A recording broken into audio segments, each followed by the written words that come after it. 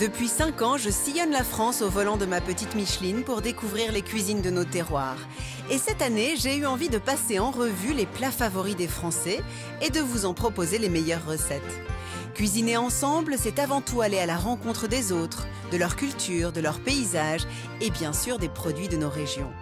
Mais si bien manger reste le lien le plus naturel et le plus universel entre les hommes, on constate d'une maison à l'autre qu'il n'existe pas deux versions identiques de nos plats les plus populaires.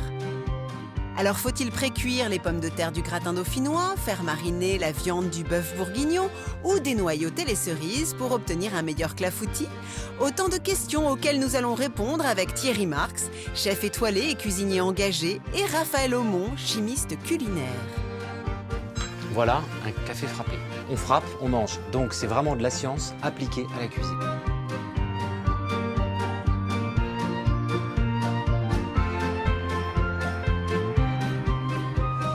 Bonjour, aujourd'hui on ne s'attaque pas vraiment à un monument de la gastronomie, mais plutôt de la restauration rapide. On le mange en général sur le pouce, au bureau, en voiture, ou plus souvent d'ailleurs en pique-nique. Je veux bien sûr parler du sandwich. Alors pour faire simple, le sandwich est en général composé de pain et d'un assortiment de garnitures, le tout se mangeant à la main, sans couvert bien sûr. Le plus connu, le plus consommé étant sans conteste le jambon beurre que j'ai toujours avec moi.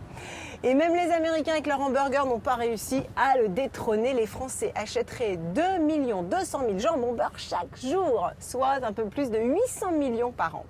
Bon, pour le jambon beurre, je pense que vous n'avez pas vraiment besoin de nous. En revanche, il existe, quand on se penche un peu sur le dossier, une multitude de sandwichs plus étonnants les uns que les autres. Et vous allez voir qu'on peut faire de ce casse-croûte un plat délicat et raffiné, qui combine presque toutes les saveurs du monde. On ira pour cela dans le Pays Basque. D'abord, on restera en France, découvrir ensemble le taloa, avec une recette étonnante à base de maïs. Ça me fait penser beaucoup au taco d'Amérique du Sud un peu. C'est qu'on le verra bien avec un avocat, un peu de guacamole. Ouais, moi je trouve que c'est intéressant, c'est agréable. Deuxième étape, direction l'Asie et le Vietnam plus précisément, avec une recette de banh mi que nous délivrera Linh Lê, qui est une blogueuse, et elle puise son inspiration dans la cuisine de ses grands-parents. Banh mi, ça veut dire en fait pâte de blé. Enfin, mi, c'est le blé et ban, c'est tout ce qui est pâtissé, cuit, gonflé. On déguste à toute heure de la journée, mais en particulier au petit déjeuner. Nous voyagerons ensuite dans le monde créole avec les Bokit, et pour cela nous serons accompagnés par une guide exceptionnelle, Sandrine Parfait, pour qui les épices n'ont aucun secret. Quand je pense Bokit, moi je pense tout de suite déjà à mes parents qui adoraient en manger ça. D'ailleurs, quand je suis dans l'avion et que je prends la direction de la Guadeloupe, je me dis, dès que ça atterrit, je vais me trouver un petit marchand de Bokit, là, ça fait trop longtemps. Nous verrons avec Raphaël, notre chimiste bien sûr, qu'il y a mille et une façons d'associer les éléments de la garniture et que contrairement à ce que l'on pense, un bon sandwich n'est pas forcément synonyme de prise de poids. De son côté, notre chef Thierry va faire preuve de créativité comme d'habitude avec un sandwich maki comme les makis japonais, mais qu'il nous servira chaud. Un voyage entre la cuisine plaisir et la cuisine inventive. Alors si vous êtes fan comme moi des Pambagna, des clubs sandwich et autres casse-croûtes, eh ben c'est parti pour une escapade culinaire qui ne manquera pas de vous donner des idées pour les vacances mais aussi pour le reste de l'année, car les pique-niques n'ont pas de saison. Allez, je termine mon sandwich sur la route avec précaution au feu rouge et je rejoins nos amis en cuisine.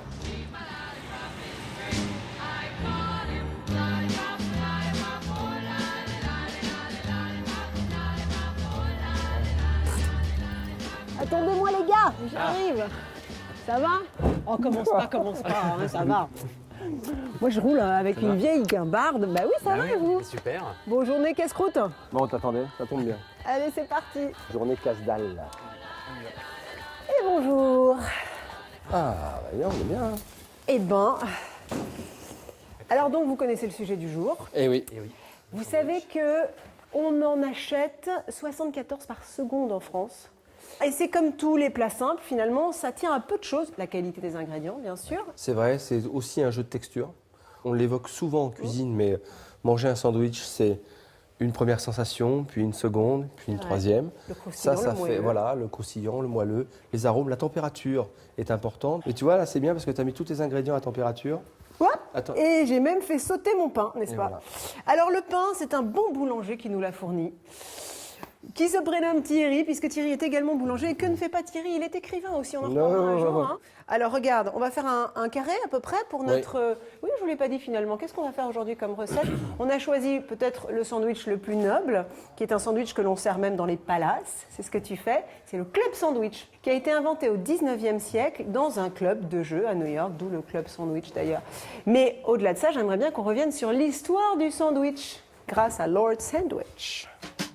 À qui doit-on la paternité du sandwich? Difficile à dire, même si les historiens font mention d'un pain azime sans levain avec des herbes à l'intérieur déjà 110 ans avant Jésus-Christ. Plus tard, l'histoire nous ramène en 1762, lorsque Sir Montagu, 4e comte de Sandwich, amiral de la flotte du roi d'Angleterre George III et joueur invétéré, se retrouva dans un pub pour une partie de cartes qui n'en finissait pas. Led Cuisto, pour éviter à son prestigieux client d'avoir à interrompre sa partie, lui servit une petite collation. Du bœuf salé et du fromage intercalés entre 2 tranches de pain. L'ingénieuse recette offrit au comte la possibilité de manger tout en poursuivant sa partie. Et tout cela à peu près proprement. On dit que le premier livre qui fait référence au sandwich de ce fameux Lord Sandwich a été écrit par un Français, Pierre-Jean Grolet, à la même époque, un récit de voyage intitulé Tower to London, autrement dit Visite à Londres. D'ailleurs, aux États-Unis aussi, au début du 19e siècle, c'était surtout les gens riches qui mangeaient des sandwichs. Puis les immigrés italiens ont introduit le leur, un long cylindre appelé submarine ou sub. C'est la Grande Dépression des années 30 qui accéléra l'essor du sandwich italien, nourrissant et peu coûteux. Simple comme bonjour, le principe a ensuite été largement repris et revisité à travers le monde. Au début du XXe siècle, le club sandwich, à base de pain grillé beurré, de poulet, de lard et de tomates, fait son apparition dans les livres culinaires et sur la carte de plusieurs restaurants américains. Là encore, les avis divergent concernant l'inventeur de ce que James Beard, célèbre chef américain, considère comme l'un des plus grands sandwichs de tous les temps. Enfin bref, l'histoire du sandwich, il y a de quoi en faire tout un fromage. Alors, on va commencer par couper notre pain de mie. Et j'ai choisi un pain de mie aux céréales. Je trouve que ça rajoute un petit peu de texture, de croquant. Ouais. Et de nutriments. C'est bien. On se fait un carré, non, pour le club sandwich, puisqu'après on va le détailler en triangle. Le club sandwich est un sandwich qui est très réglementé. Il y a vraiment une recette. Après, évidemment, chacun peut y apporter sa petite touche. Mais normalement, de ce que j'en sais, on toaste le pain, mais d'un seul côté. De rester moelleux d'un côté et bien toasté de l'autre. Alors, ce que je fais, moi, tout bêtement, c'est que je mets 2 tranches côte à côte et je les mets dans le toaster. Qu'est-ce que tu en penses ? C'est bien, mais on peut aussi utiliser la plancha et toaster d'un seul côté. Et puis, si on n'a pas de toaster aussi, on n'aime pas forcément, parce que ça le sèche un petit peu des deux côtés, le toaster, bizarrement. On peut aussi prendre une poêle anti-adhésive et le mettre dans la poêle. D'un seul côté, ouais. Allons-y, donc, dans le toaster. Thierry, qui dit club sandwich, dit mayonnaise. Et j'ai le souvenir d'un très bon conseil en plus de Raphaël qui nous disait que finalement, il n'y avait pas lieu de séparer le blanc du jaune. Forcément, voilà. D'abord, c'est souvent un peu galère. Et puis surtout, du coup, on ne sait pas quoi faire du blanc. Bah oui, on peut tout mettre. On peut mettre l'œuf entier, on verse avec de l'huile. Et puis on avait donné comme astuce aussi de prendre un mixeur plongeant pour éviter de galérer un peu avec un fouet. Alors, regardez, je vais appliquer vos principes. Un œuf extra frais, bien sûr, puisqu'on ne va pas le cuire. Et on va y mettre notre cuillère de moutarde. Ah, il faut faire une mayonnaise bien moutardée, hein. Il faut relever tout ça. Voilà. Bon, en revanche, blanc et jaune, on a compris, mais après, le principe reste le même. Il faut quand même que les ingrédients soient à température ambiante et que l'huile soit versée tout doucement au début, en tout cas. Très lentement, ça c'est vraiment la règle. Voilà. Pour vraiment réussir sa mayonnaise, de l'huile en un filet très très fin et on agite le plus vite possible. D'accord. Et c'est parti pour une mayonnaise express en appliquant les conseils de Raphaël avec une huile neutre, 2 pépins de raisin. Et il faudra rajouter un peu d'huile, on sera plus épaisse encore. On va continuer de parler sandwich et maintenant on va se concentrer sur ton sandwich, tes sandwichs. D'accord. Parce que Thierry n'est pas à une invention près, donc forcément même dans le domaine du sandwich, il a réussi à nous dégoter un nouveau sandwich. Fusion entre le sandwich au pain à la française et le maki japonais, ça te ressemble? C'est vrai, c'est vrai. Le bread maki.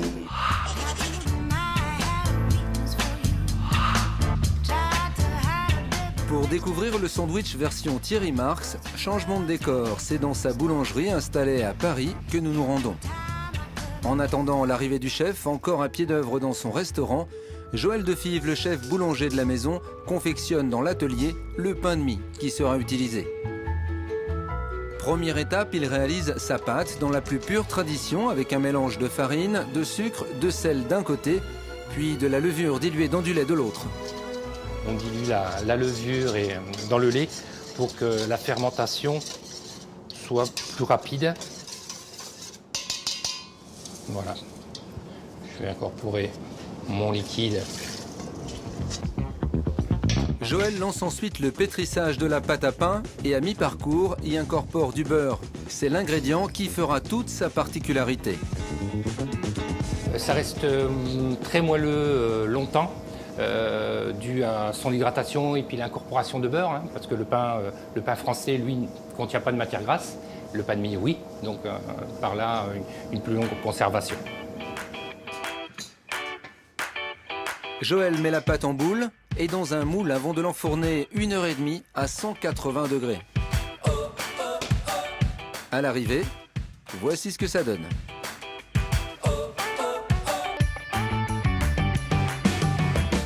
Notre chef est arrivé, à lui de jouer. Il a prévu une version chaude puis froide de son sandwich fétiche. Donc ce sandwich s'appelle le bread maki. Bread, le pain, vous avez compris. Maki, roulé, comme en japonais. Alors, on va commencer par un bread maki de bœuf. Première phase, on va toaster le pain sur cette plaque. On va le toaster que d'un seul côté pour avoir du croustillant et du moelleux. Il faut garder aussi l'arôme du pain, c'est important. Vous savez, ça sent bon le pain dans un toaster, surtout un pain de mie. Il enchaîne ensuite avec la deuxième étape, celle des légumes. Mes légumes, j'ai pas brûlé mon beurre. Je vais faire revenir mes légumes.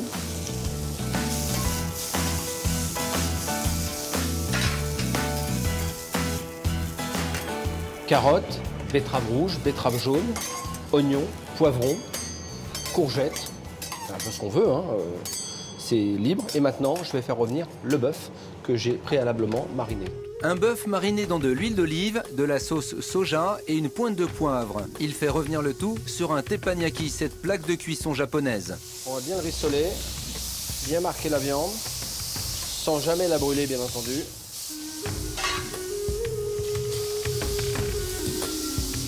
Je vais ajouter un tout petit peu d'herbe, petit mélange d'herbes fraîches. Les ingrédients sont prêts, on passe à la dernière étape, réalisée cette fois par Magali, qui va assembler tout cela. Et on roule avec une natte, à la manière des makis japonais. Alors, deux possibilités. Soit on le laisse en grand sandwich, des makis longs, ou les makis traditionnels, plutôt coupe japonaise. Et Thierry passe sans transition au deuxième bread maki. Là, on va partir d'un pain chaud avec des ingrédients froids. Au départ, le procédé est le même, la dorure du pain de mie, puis il étale ensuite généreusement un fromage doux et frais. Ajoute des feuilles de shiso, une plante aromatique couramment utilisée au Japon, au goût à la fois herbacé et acidulé. Il appose ensuite du saumon fumé et enfin des poivrons jaunes. Juste épluché, légèrement mariné à l'huile, pas plus. Une version 50% asiatique et 100% esthétique pour ce sandwich 2 étoiles.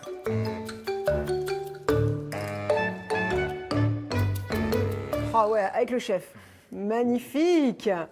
Alors donc c'est le sandwich au teppanyaki, c'est ça Voilà. en fait? Exactement. Et on enferme ce qu'on veut dedans. C'est-à-dire que tu peux mettre la garniture d'une salade César, d'un club sandwich, ce que tu veux. Et puis ça nous donne une opportunité pour faire de la cuisine dans du pain. Donc là on a le fameux saumon avec le shiso. Voilà, et saumon, avant, shiso, et puis on a le bœuf saté. mariné. Voilà. Et ça se mange à la main, hein, on est d'accord? Oui, oui, oui, c'est de la On va filière. pas sortir les couverts là. Ou à la baguette évidemment. Très bon. Ouais. Parce qu'effectivement, là, tu ressens vraiment ce que tu disais, Le jeu de et texture. température. Le fameux. Délicieux. Moelleux, croustillant. Absolument. Et puis c'est léger, hein. C'est pas gras, c'est très très bon. Mais effectivement, à l'apéritif, Ouais, c'est la bonne idée, ça aussi. c'est parfait. Puisque tu insistes, je vais goûter la deuxième version. hein. Tu sais ce que ça me rappelle, ça? En contraste à la fois de texture, mais justement aussi de saveur, le banh mi vietnamien. C'est vraiment ça. Bon, bah, maintenant, on va se mettre à bosser, c'est bien joli tout ça. On te les laisse. Je m'en occupe. Tu peux inviter des copains, faire une petite fiesta. Faire une soirée. Voilà. Alors, on continue notre recette de club sandwich. Et dans le club sandwich, il y a de la poitrine fumée, on est d'accord Thierry? Jusque-là, tout va bien. Alors moi, j'ai un petit truc, une petite astuce pour cuire la poitrine qui me plaît bien parce qu'on a son croustillant, on a son goût, mais on n'a pas trop de matière grasse. Et c'est assez pratique, on n'a même pas à sortir une poêle. Pas d'odeur, c'est le micro-ondes. On dépose nos tranches fines de poitrine fumée sur un papier absorbant, tout bêtement, qu'étonnamment, on va mettre directement dans le micro-ondes. C'est une très très très bonne astuce, t'as raison. Et c'est vrai qu'on se retrouve pas avec quelque chose de huileux, pas très agréable. Ouais, ou de trop brûlé. Et c'est vrai que du coup, il est hyper croustillant. Alors moi, je le mets direct comme ça. Tu vois, sandwich. Je fais un petit sandwich, je le mets au micro-ondes, 900 watts, à peu près 1 minute 30. Après, ça dépend des fours, ça dépend surtout de l'épaisseur de la poitrine. Mais il faut arrêter, regarder. Et au bout d'un moment, on va avoir un bacon prêt à être dégusté. Alors, dans le club sandwich, normalement, c'est du poulet rôti, c'est ça? Oui. Donc c'est un reste de poulet rôti, finalement, c'est idéal. Tout à fait. C'était l'histoire, hein, d'ailleurs. Oui, c'était une cuisine de reste. Hein. Je vais en couper. Allez, merci quelques chef. morceaux. Moi, je vais récupérer mon petit bacon, mon petit lard fumé. Ça sent bon. Ça sent bon déjà, hein? Ouais. Hop là, voilà, regardez. Je suis bluffé. J'ai mon bacon qui est fin prêt, croustillant à souhait. Alors, il y a des sandwichs très innovants comme celui que tu nous as proposé.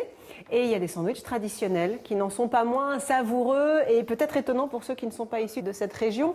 Je pensais au pambagna niçois. Ah, c'est bon. Une légende. Ah, ouais.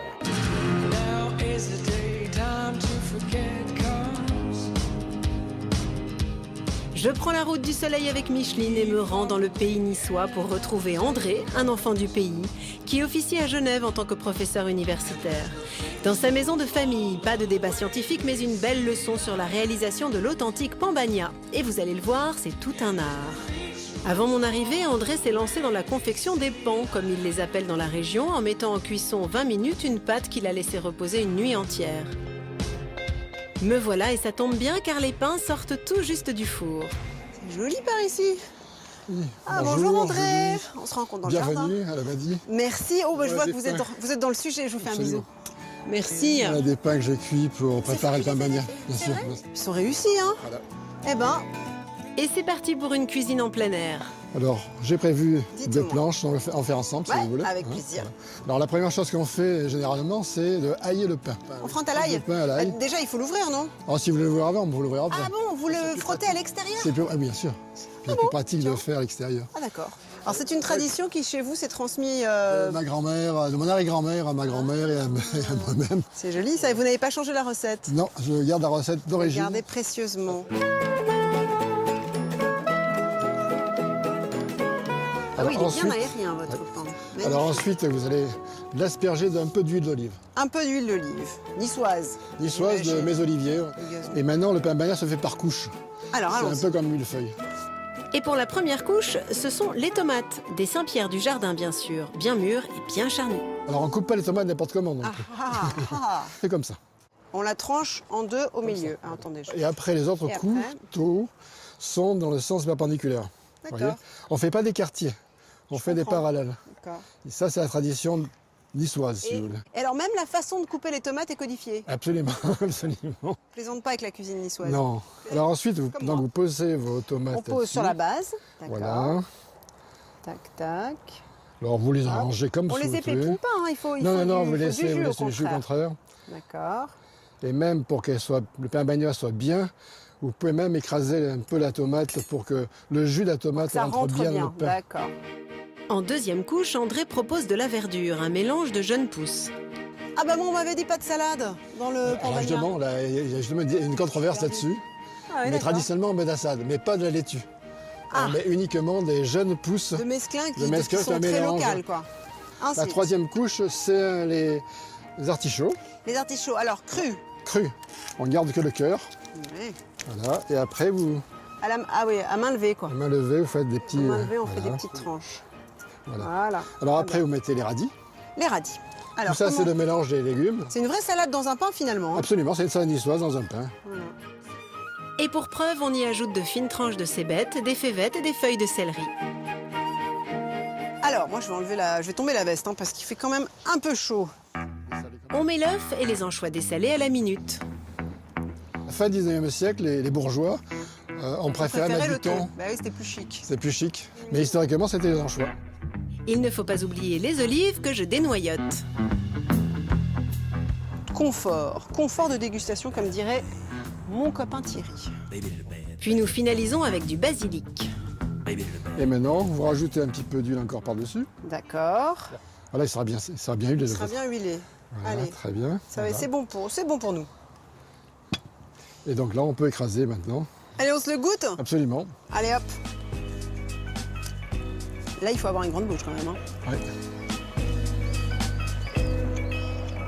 C'est bon. Délicieux. Votre pain est très réussi. Comment emprisonner un marché dans un sandwich. Ou un potager. On va se faire le plaisir de prendre une salade de notre jardin, non? Alors j'ai de la batavia, mais ça va peut-être manquer un peu de croquant. Non, moi je pense qu'elle va être bien, surtout sur le cœur. Tu préfères plutôt que Ouais. la Lolo Non, Rossa, la Lolo, on a du mal à l'enrober avec ces frises là les qu'elle a. mayonnaise et tout, On a du d'accord. mal à l'enrober. Je pense Donc que plutôt la la batavia sera beaucoup mieux. Elle est magnifique, tu vois. Ça, c'est Tu vois, de la vraie quand même salade de très jardin. riche. Ouais. hein, Oui, c'est ça qui est agréable, c'est que ce soit un vrai produit, quoi. Que ce soit pas juste un réservoir d'eau. Est-ce que vous avez, les garçons, un souvenir de Pambagna qui vous aurait ému Bah ouais, entre amis comme ça, ouais, c'est vraiment le côté sandwich justement. On mange sur le pouce, mais on mange bien quand on se fait plaisir à plusieurs. C'est quand même ça. Mais c'est un sandwich très local quand même, hein. Il est bien sûr. difficile à expatrier, je trouve. Ouais, le pain Magna, c'est vraiment la recette niçoise. Il y a toujours un vrai conflit quand on cherche à rentrer dans l'idée de la recette, mais c'est quand même un sandwich symbole à Nice, quoi, vraiment. J'ai levé cuisse et pilon, j'ai gratté la carcasse pour avoir tous les petits morceaux qu'on aime bien aussi retrouver dans le club sandwich, D'accord. qui était quand même son histoire de base. Mais finalement, il s'est sophistiqué au travers du monde des palaces, que ce soit les palaces parisiens, les palaces anglais, les palaces de la Riviera. Et le club sandwich, c'est une référence. Alors la salade, je vais faire une sorte de chiffonnade, non? C'est ça? Il faut que ce soit Oui. assez fin quand même, parce que sinon il va sortir du sandwich. Fin, mais pas trop fin. Mais pas trop, d'accord. Parce qu'il faut aussi la retrouver. On va mettre, on va dire, allez, une grosse poignée. Et on va mettre 3 cuillères à soupe de mayo. 3, voilà. Faut être généreux parce que c'est vrai que c'est beaucoup par rapport à la salade, mais c'est quand même ce qui va nourrir et le pain, et le poulet, et la tomate, qui, elle, ne sera pas assaisonnée. Ce sera le lion aussi. Ce sera le lion, absolument. Ensuite, je taille ma tomate, déjà mondée en rondelles d'un tout petit centimètre pour en faciliter la dégustation par la suite, sans les pépiner, histoire d'imbiber le pain de son jus. Puis je récupère mes œufs durs. Moi, je l'ai cuit 9 minutes, mais alors complètement au pif. Non, Je il y a sais que quelques petites astuces si vous voulez qu'on peut discuter autour des œufs durs. c'est vrai, ça te parle, l'œuf dur? Eh ben, on laisse ça en plan, on arrive. Allora, professore. Yes. Ben non, si. Alors, les œufs durs, tu me disais, tu démarres à l'eau chaude, tu démarres à l'eau froide? Moi, je démarre eau chaude 9 minutes. Oui. Non, c'est pas une bonne Oui. idée. Oui, alors eau chaude, mais pas eau bouillante. D'accord. Parce qu'en fait, l'idée, c'est souvent, le problème des œufs durs, c'est que ça va éclater. Et oui. Comment faire pour pas que ça éclate? Déjà, la première astuce, c'est de ne pas mettre à bouillir l'eau. Certains mettent du sel, certains mettent du vinaigre. Alors, on a fait les tests, hein, nous, au labo, avec Mais je Thierry. croyais que ça permettait surtout au blanc de coaguler plus vite, donc Si de ça ne pas se fissure, répandre dans l'eau. voilà, c'est-à-dire que si c'est fissuré et que le blanc commence à sortir, on se dit ah bah mettre du vinaigre ça va être magique. Alors le problème du vinaigre par exemple, alors moi je l'ai fait, le vinaigre ça attaque la coquille. Donc c'est aberrant de mettre du vinaigre. Si on met du vinaigre, on va commencer à attaquer la coquille, donc ça va la fragiliser. Donc l'œuf il va casser plus vite. Donc là effectivement, pour vous en rendre compte, voilà, là on a mis un œuf, on a mis du vinaigre dessus. Là j'ai juste mis là 1 heure. Ah, d'accord. Mais Ah, tu vois, la coquille se dissout avec le vinaigre. Vraiment, la seule astuce, c'est de réguler la température. Jamais d'ébullition. Si je vois que là, ça bout trop, j'attends un petit peu, je laisse reposer. Ça, c'est et je valable reviens pour les doucement. œufs durs, mais les œufs coques aussi, Les œufs alors, en ou les œufs général, mollets. tous les œufs. Marquez quand même que tous mes œufs sont centrés. C'est un petit détail, mais c'est un peu plus esthétique. Et surtout dans un sandwich. Et surtout dans un sandwich. Alors, comment on fait pour centrer un jaune d'œuf? Voilà une petite astuce. Le jaune, en fait, comme il contient de la matière grasse, il flotte. Voilà, on voit que le jaune est à la surface. Ah oui, absolument. Ouais, il pointe son nez. Voilà, pendant la cuisson, on va sans arrêt tourner l'œuf sur Dès le lui-même. départ, en tout cas au début. Voilà, les 3 premières minutes sont très précieuses. Donc finalement, pour résumer, de l'eau qui ne bout pas de sel, pas de vinaigre, ça ne sert à rien du tout. On tourne les œufs si on a envie, histoire d'avoir un œuf centré, mais c'est facultatif. Et puis on les rafraîchit aussi rapidement pour éviter que ça continue à cuire. Merci Raphaël. Alors les enfants, on voyage beaucoup pendant cette émission. Et maintenant, je vous propose de partir dans ce beau Pays Basque, parce que là aussi c'est beau, et c'est bon aussi. Et on va retrouver Yon Arlouchette, j'espère que je le prononce bien. Yon a remis en culture une variété de maïs ancienne qui s'appelle le Grand Roux Basque, et grâce auquel il fait les taloas. Direction le Pays Basque pour découvrir une spécialité régionale qui revient au goût du jour, le taloa, ou plutôt talo, comme on dit ici, des petites galettes de maïs que l'on garnit à l'envi. J'ai donc rejoint Jon Arlouchet, dans le village de Bussunaritz, non loin de Saint-Jean-Pied-de-Port, où il cultive une variété de maïs qui avait quasiment disparu. Je voulais sortir du maïs industriel et c'est pour ça que je suis reparti à la recherche des variétés de maïs qui se faisaient ici avant l'industrialisation de l'agriculture, avant la Deuxième Guerre mondiale en fait. On a trouvé un produit qui gustativement n'avait rien à voir, était super agréable, super bon. Jon cultive ce maïs appelé Grand Roux Basque ou encore Artogoria, le plus naturellement possible. Il le laisse sécher tranquillement en plein air, sous le soleil et le vent du sud, avant sa transformation. Les épis, une fois qu'ils sont secs, on les égrène, on les trie, on les nettoie et enfin on les amène au moulin. Voilà. Et donc là, une fois qu'on les a déposés dans la trémie, il va tomber grain à grain et il va être écrasé par cette meule de granit. Le maïs subit alors un double tamisage qui permet à Jon d'obtenir dans un premier temps la semoule utilisée pour la polenta et dans un second temps du son et une très fine farine. Elle est parfaite pour réaliser des talos savoureux. Et Nicolas Stazioni, un passionné de cuisine qui anime des ateliers pour mettre en valeur les meilleurs produits du terroir, ne s'en passe plus.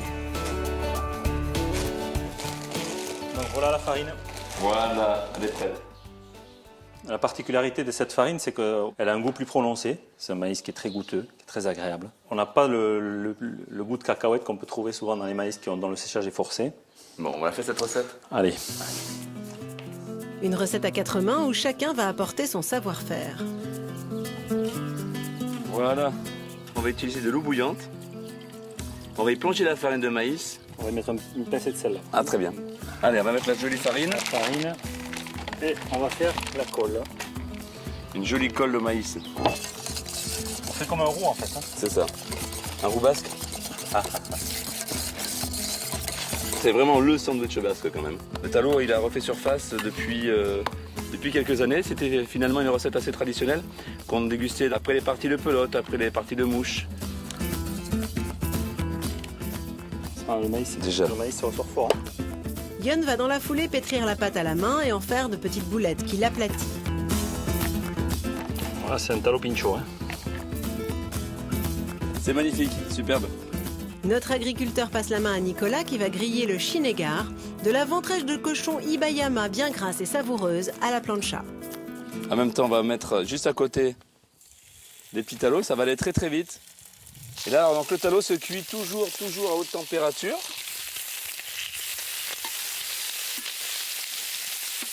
On va la réserver. Le talo, lui, reste un peu plus longtemps pour être bien grillé.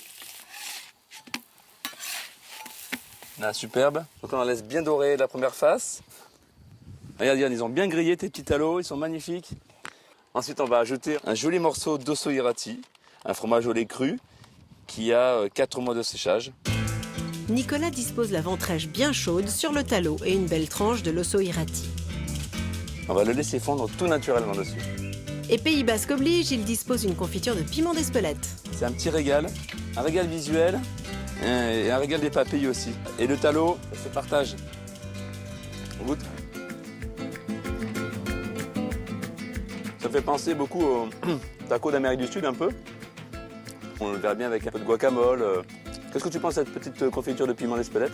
Piment doux? Ouais, moi je trouve que c'est intéressant, c'est agréable, ça relève ce petit goût sucré là. Ah, je suis content que ça te plaise. Un condensé des meilleurs produits basques en une bouchée qui ravira tous les gourmets, y compris ceux intolérants au gluten. Et ça sent pas le malheur là-bas, hein. Moi, ça sent pas du tout le malheur, non. Alors ça invite à la convivialité, ça. Hein. C'est sûr. Et merci Nicolas aussi, hein, de nous avoir enseigné l'art de ce casse-croûte, hein, parce qu'on va pas parler de sandwich, c'est vraiment le casse-croûte. Alors nous, on va revenir à notre club sandwich bien plus citadin, malheureusement, mais il n'en est pas moins bon. L'œuf dur, il a été cuit 9 minutes, ça tombe bien. En revanche, pour arriver à couper l'œuf dur sans que le jaune ne sorte de la tranche, c'est pas si simple. Débutons le montage de notre club sandwich. D'abord de la salade généreusement enrobée de mayonnaise que je dépose sur ma tranche de pain, puis des rondelles de tomates. Je superpose une nouvelle tranche de pain sur laquelle j'ajoute des lamelles de poulet. Pour couvrir la surface sans doubler les épaisseurs. Un peu de mayonnaise, des rondelles d'œufs, notre poitrine fumée croustillante. Et voilà. Et en plus, franchement, c'est joli, hein. Regarde. Et quand c'est beau, c'est bon. À nouveau un peu de salade pour imbiber le pain de mayonnaise. Hop là. Et voilà. Ah, il faut écraser un peu ou pas? Il faut être Oui, nous on tasse toujours un petit peu, on donne un petit coup de main comme ça. Attention. Ah! Je sens que je vais entraîner la garniture. C'est ça qui est difficile en fait. Voilà. Voilà, franchement, c'est pas si c'est mal. pas mal. Il est bien, il est bien. Je crois que j'étais généreuse en mayonnaise. Ouais, mais il est bien. Ah! Maintenant, comment on mange ça? Alors on recoupe là. Ah oui. Tu vois, il faut que ta coupe, elle soit... C'est pas comme ça, c'est... Ah! C'est le kendo du club sandwich. Et voilà. Voilà. Bon, les garçons, vous savez ce que je vous propose? Qu'on se le goûte? Ouais. Hop! Alors, c'est là où on va rigoler, donc. Et oui. Attends. Comment tu trouves? C'est bon. C'est moelleux, croustillant. C'est vrai que cette association de saveurs, Et c'est généreux. qui est pas... Tu veux que j'ai mis un peu trop de maillot? Non, non. T'es quand même une acharnée de la mayonnaise. Ben, c'est bon. Alors, pari réussi pour le club sandwich. Maintenant, je continue de vous faire voyager grâce à nos sandwichs. Et c'est Sandrine, qui est originaire de Guadeloupe, qui nous parle de ce sandwich qui est un sandwich frit au départ. C'est assez étonnant. Et là aussi, alors, en termes de texture et en termes de calories aussi. Hein. Je pense qu'on est bien là. On peut en parler.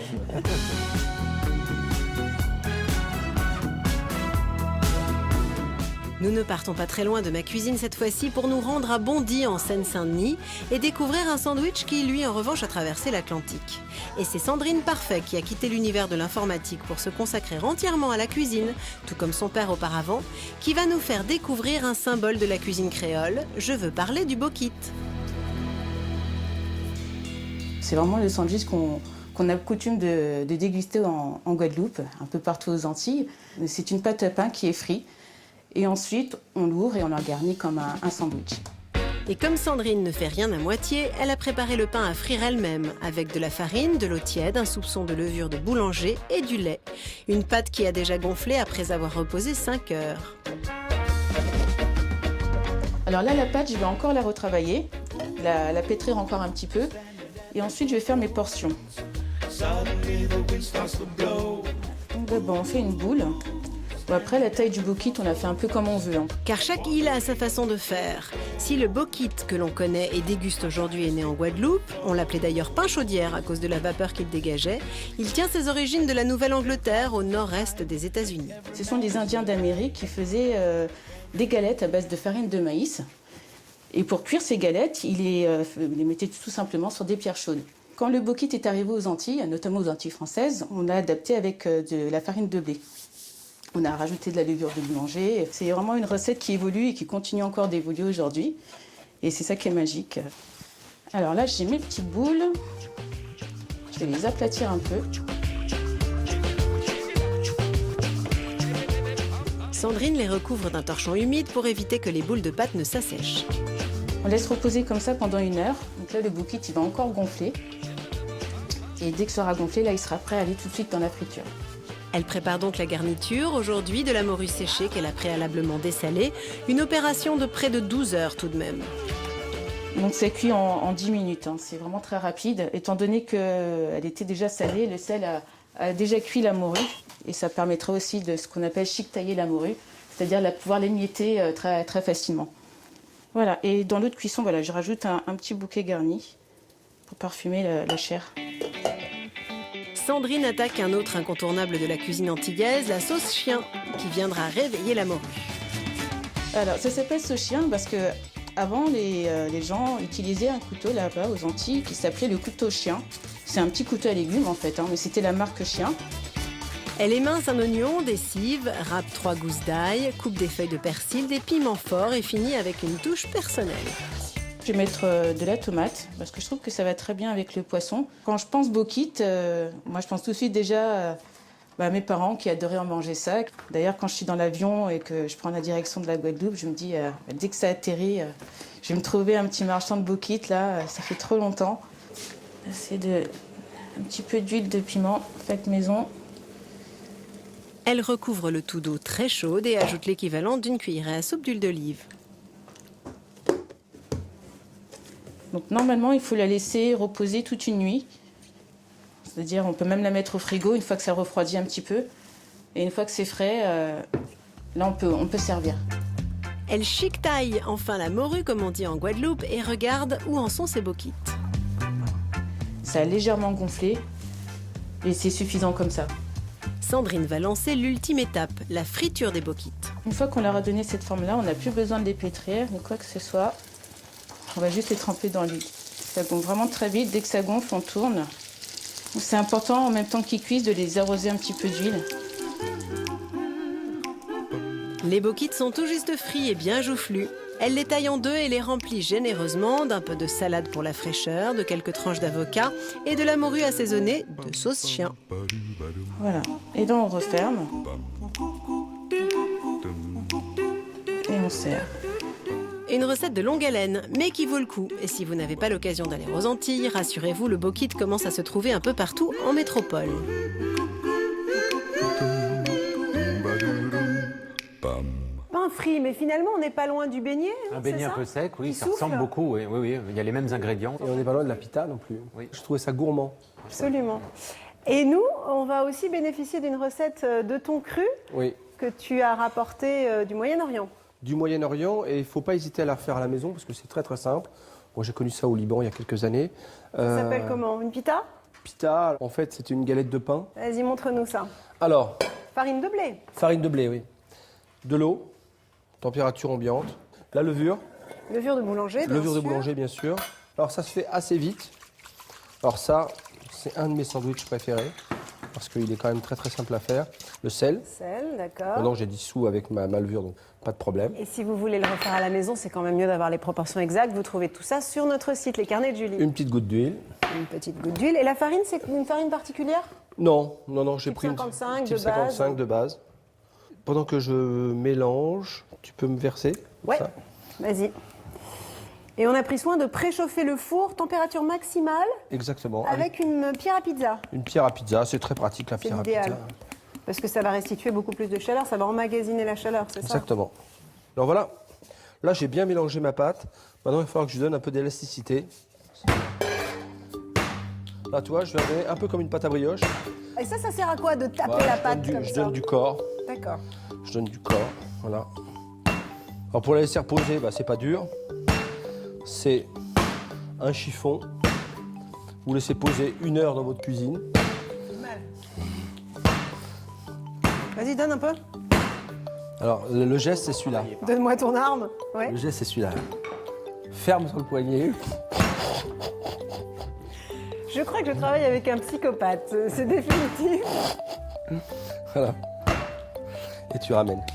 D'accord. Alors, ferme sur le poignet. Voilà. Ça marche comme ça te plaît? Tu penses à quelqu'un, ton percepteur. Voilà, tu vois. Ah d'accord, faut qu'il y ait un peu de... Je comprends. J'exagère rien, non mais... Bon, ça suffit, non? Elle est bien. Elle est bien. Donc tu vois, hop. Maintenant, on va lui donner une dernière façon. Petite boule. Voilà. Et on laisse poser. On reprend le même bassin. Je mets un chiffon et je laisse poser 1 heure. Ouais. Alors, qui dit Moyen-Orient dit Liban, mais pourquoi pas Israël aussi, hein, c'est un peu la même cuisine. Et là-bas, on fait un sandwich pita, justement, tout à fait fidèle à ce que tu décris. Et c'est au cœur de Paris, derrière la vitrine de ce restaurant niché dans le quartier du Marais, que l'on réalise ce sandwich méditerranéen par excellence. Je veux parler du sandwich pita. Ici, ni falafel, ni shawarma au menu, mais agneau de premier choix, foie de volaille, voire même bœuf bourguignon. Et c'est Pierre, jeune cuisinier formé par différents chefs israéliens et disciple d'Eyal Shani, qui va nous initier à l'esprit du sandwich pita. On va commencer à faire une pita kebab agneau. On va couper un petit peu de piment pour se mettre en chaleur comme il faut. Le piment est une partie très importante de la cuisine et de la gastronomie israélienne. Pierre hache ensuite un petit bout d'ail qu'il mélange au piment. On va submerger d'huile d'olive. Le piment prêt, Pierre s'attaque à un autre élément indispensable au sandwich pita pour lui conférer sa fraîcheur et son peps si caractéristiques, les herbes. Pour notre mix herbe, on va utiliser du persil, de la cébette, de la coriandre, de la menthe et un petit peu d'aneth. De l'oignon rouge ciselé vient compléter la base aromatique du sandwich. Juste avant de servir, Pierre façonne à la main 5 petites boulettes d'agneau dont il préfère garder la recette secrète. Alors, on va un tout petit peu graisser notre plancha. Et on va les mettre à griller un tout petit peu aplatis. Et il laisse cuire environ 5 minutes sur la plaque bien chaude. Nos kebabs sont quasiment prêts. On va juste les retourner. On les cuit à point. Tout est prêt, Pierre n'a plus qu'à assembler. Alors je vais prendre un citron, quand on va utiliser le jus. On va prendre notre émincé d'oignon rouge, nos herbes. Et on va prendre bien entendu le piment qu'on a préparé juste avant. Tout ça on va bien arroser. Il nous faut une pita bien entendu. Donc on va badigeonner joliment. D'une sauce au pois chiche, à l'ail et à la crème de sésame. Et nos kebabs sont là. On va venir bien les marier avec tous les éléments à l'intérieur. Et tout simplement se placer naturellement. Et là on a une pita kebab agneau.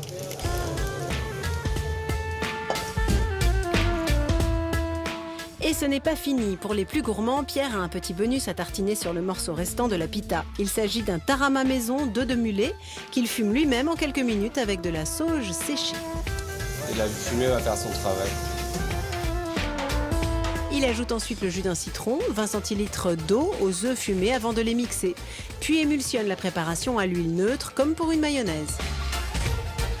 Et voilà un petit encas idéal pour patienter en attendant le sandwich. Merci Pierre pour ces 2 recettes super gourmandes.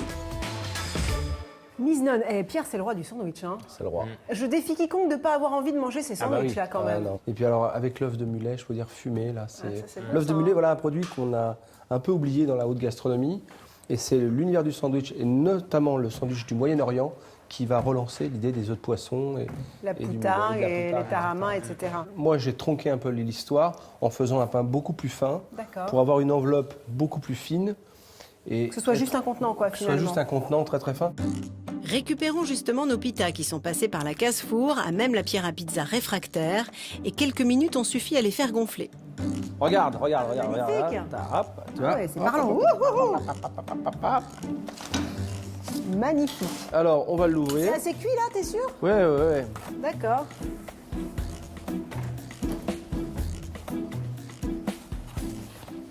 Voilà, regarde, tu vois. Alors, Faut l'ouvrir chaud? ouais, je l'ouvre chaud. Je laisse partir un petit peu La vapeur. la vapeur, Ça, c'est quoi, de la feta? de la feta. Alors, je la mets toujours en premier parce que j'aime bien qu'elle se détende un petit peu. Ouais, tu dirais, elle va commencer à fondre un peu, c'est ça? Exactement. Alors là, tu mets quoi, du coup, dessus? Je fais un petit mélange à l'indienne. Je lie un peu mon tahini avec un petit peu de mayonnaise. D'accord. Donc ça, c'est de la crème de sésame. Crème Et- de sésame, mayonnaise et feta à l'huile. Regarde, Et ben après, pour j'ai le l'épreuve plus du grand maillot, je vous fais confiance. physico-chimiste de la, chimiste de la planète qui me ramène mes petits ingrédients. C'est pas la classe, ça. C'est Donc pas la tomates, classe. salade et des petites herbes. Voilà. Regarde, tac, tac, tac. Tac, tac, tac, tac. C'est vrai que c'est sympa. Allez, Alors. olive. Ça- Quand tu poivres, tu poivres. Ouais, il faut que Une c'est du dynamique. relief, il faut que c'est des... Il y a la dynamique du sandwich. Ouais, c'est ça. C'est drôlement joli, dis-moi. Là, t'as mis quoi? De l'estragon, Estragon, aneth, un coriandre. petit mélange, quoi. Je referme. Goûte ça. Tiens, regarde comme c'est joli. Et voilà. Ah, c'est C'est beau. vrai que ça n'a pas l'air mauvais. J'avoue que feta, crème de sésame, j'aurais pas pensé.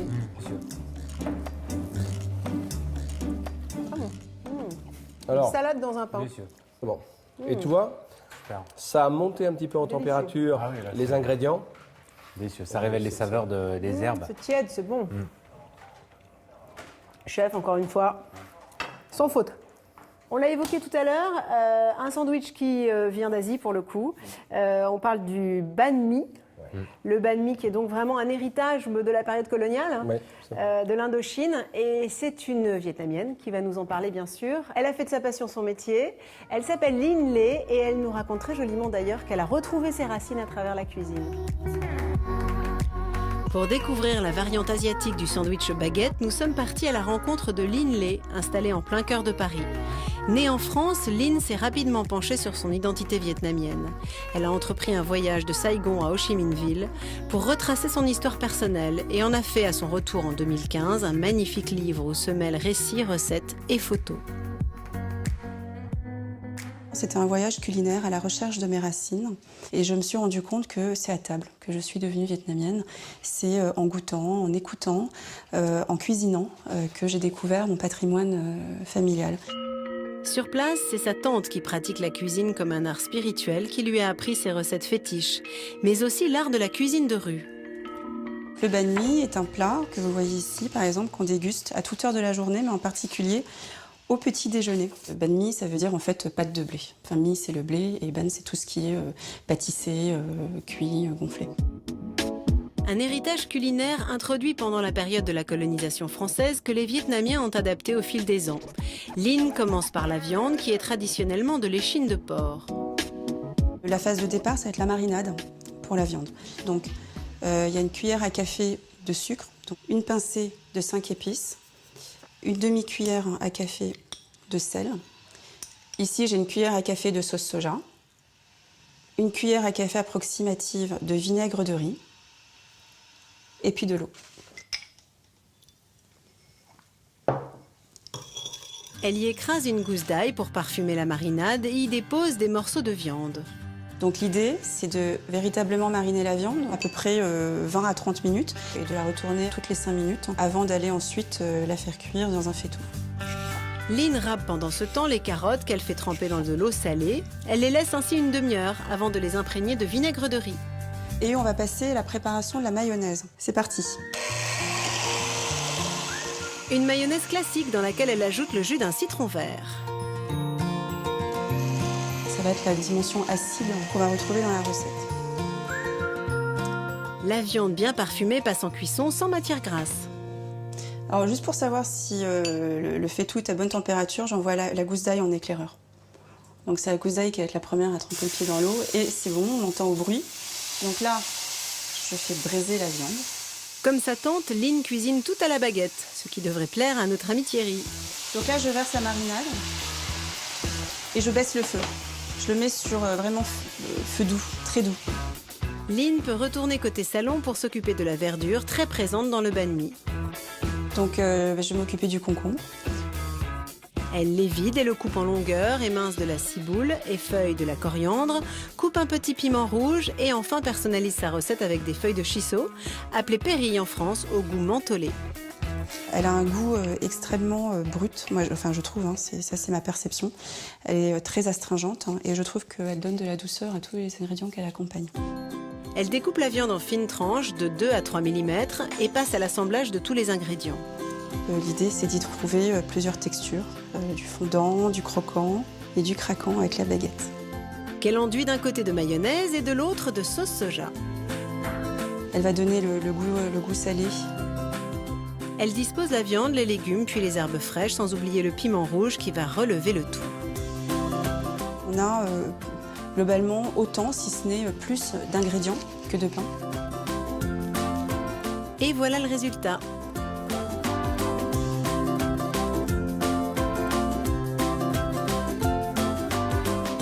Le banh mi, t'as vu? Comme toi, elle cuisine à la baguette. Hein. Ouais.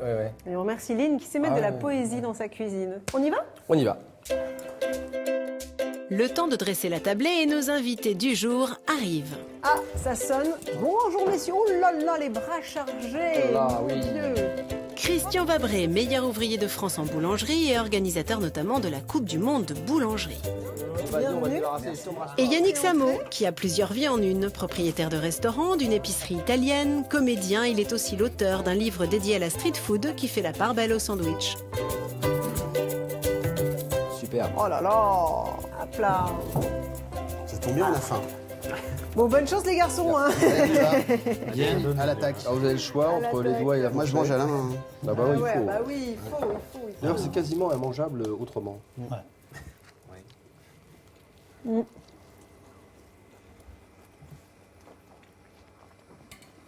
Moi, je dis rien, mais c'est bon. Très vrai. Vraiment moelleux. Bah, on a C'est des bien bons parce que- ingrédients. Souvent, ça peut être sec. Ouais. Mm. Faut pas que ce soit non plus trop imbibé. Non. Et Mais là, c'est bien. La difficulté, c'est ce qu'on a dit, hein, c'est que ce sandwich, quand même, pour qu'il soit bon et raffiné, il doit être fait à la minute. Exactement. Et il est quand même assez compliqué à monter. Donc, c'est pour ça que c'est réservé peut-être aussi aux cuisines de palace. Oui. Mais c'est vrai que c'est un sandwich qui peut être un noble repas, on va dire. Ah oui, tout à fait. C'est très chic, très anglais. Ça se mange avec un petit doigt. Avec le petit doigt, c'est vrai. Alors, pour revenir à notre sandwich, c'est avant tout un bon pain quand même, non? Écoutez, c'est la base. C'est la jambon base. beurre sans un C'est bon pain. 50%, c'est la base. C'est la base. Une partie de la solution, d'avoir un bon pain adapté. C'est Et un ça, pain ouais. adapté À chaque pain, son sandwich. C'est deux mondes qui se rencontrent. Amener le monde de la cuisine à rencontrer le monde du pain. Le contenant qui s'en mange est le premier aliment, donc c'est le plus important. Le pain est peut-être différent, mais la garniture est surtout différente. On s'est adapté, nous les boulangers, les panini, fameux ciabatta. ciabatta. Donc là, le principe, c'est d'avoir une pâte très très souple, Très alvéolé. Très alvéolé. Et enrichi à l'huile d'olive, c'est ça? enrichie à l'huile d'olive. Et quand, bien sûr, on le garnit, alors avec des pommes de terre, avec par exemple du jambon, on va remettre de la tome, on va mettre un peu de fromage de Cantal, on ferme et on passe à la presse. Vous êtes très légumes là-bas. Hein. Oui, voilà. Alors, d'autres pains, par exemple, Pain au lait? du style bagnin, Un viennois, ouais. hein, c'est-à-dire qu'au lieu d'avoir un pain rond bagnin, Ah oui, d'accord. on l'a plutôt en long. Pour le Alors, hot dog aussi, ça c'est bon, peut-être plus facile à manger. Et alors les hot dogs, bien sûr. Et puis après, donc il y a des pains un peu plus rustiques. Tartine. Donc voilà, ça peut faire une Ça, très c'est très mon belle petit déjeuner, ça. Ah ouais, ça, j'adore. Moi, je peux pas faire de petit déjeuner sans pain, c'est pas beurre possible. salé. On fait ce pain avec une pâte très très hydratée, avec un levain qui apporte juste de l'acidité. J'ai entendu dire qu'il y avait des levains, la mère, le levain, qu'on gardait depuis des années. Et qu'il y a des gens qui avaient des levains de 50 ans. Bien sûr. Ça a vraiment Moi, une c'est incidence, le levain de mon père, donc déjà, Ah oui. les années passent. Et il est arrivé dans certaines boulangeries où, quand le boulanger est fermé, il passait le levain à un autre, de manière à l'entretenir, de manière à ce que quand il revienne, le levain soit toujours actif. On peut avoir des pains, alors ça c'est plutôt des pains, on va dire nordiques, hein, avec des farines allemandes. Imaginez-vous une tranche de saumon avec tout simplement une crème avec quelques herbes. Ça suffit pour vous faire un super sandwich. Bon alors ce club sandwich, parce qu'il ne faut pas trop tarder à le manger, qu'est-ce que vous en pensez? Et moi, je le trouve croquant, moelleux à l'intérieur. C'est un bon poulet. J'adore le petit bacon comme ça cuit très très fin. Et la sauce était bonne. Ouais, la mayo est bonne. C'est validé. C'est sympa. Christian, ça Ah passe, ouais. ça passe Oui, le cap. très Très bien, très La maison frais. est bonne. Ah, ça fait plaisir. Ouais, grâce à vous. Hein. Grâce à vous et grâce à vous. Eh bien, ce voyage en terre de sandwich va s'arrêter là, malheureusement. Enfin, il va s'arrêter là, ici dans notre cuisine. Certainement pas chez vous, puisque vous avez vu la variété de sandwichs possibles, la variété de pain, la variété de garnitures, d'origine aussi. Chaque sandwich est un voyage, une histoire. J'espère qu'on vous a donné plein d'idées, plein d'astuces et l'envie de dépasser un peu l'image d'un encas qui représente un pis-aller et d'anoblir le sandwich comme on a essayé de le faire avec notre club sandwich. Salut!